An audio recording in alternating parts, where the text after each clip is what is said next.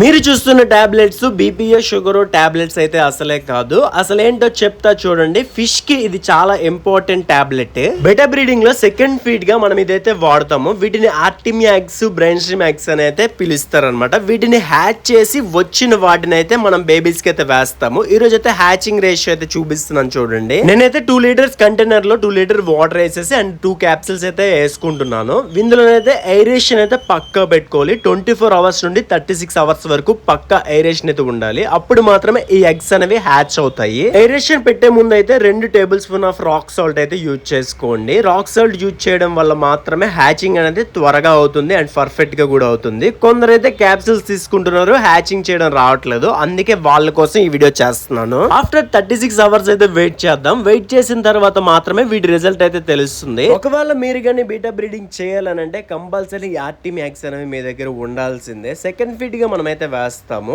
అయితే అసలు ఏ ఫిషెస్ కి వేయచ్చు ఏంటి అనేది క్లారిటీగా నెక్స్ట్ వీడియోలో చూద్దాం. ఈ వీడియోకి ఇంతే. ఉంటాం మరి. బాయ్.